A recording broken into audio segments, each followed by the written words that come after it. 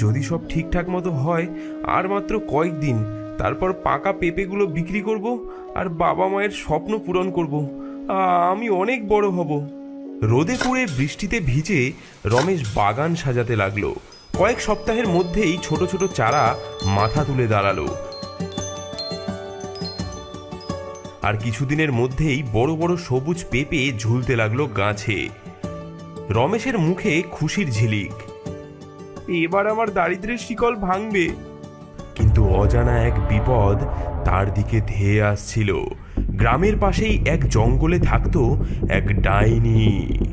আহ, পেঁপের গন্ধ! এত মিষ্টি গন্ধ আমি কখনো পাইনি।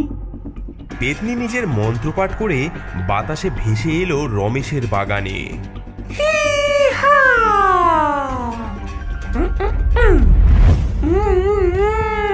আহা, কি স্বাদ!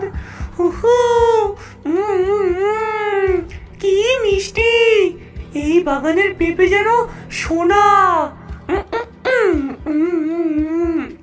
রাতের খিদে মেটানোর জন্য এর চেয়ে ভালো কিছু হতেই পারে না।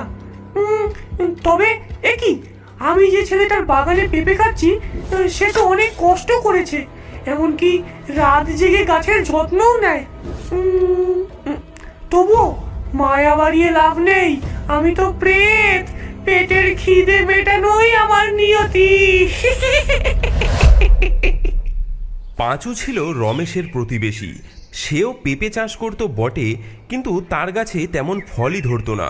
রমেশের বাগান দেখে তার মনের ভেতরে হিংসের আগুন জ্বলে উঠত।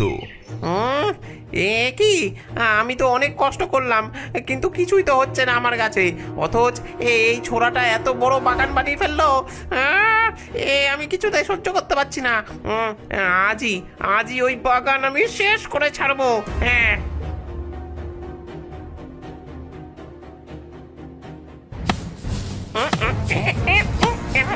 দেখ বেটা, মজা মজা পাবি এবার কাল সকালে।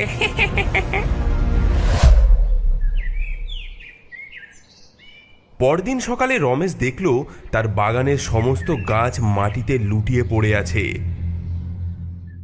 হ্যাঁ, এ কি হলো? আমার সব পরিশ্রম যে শেষ হয়ে গেল। আমি এখন কি করব? মা,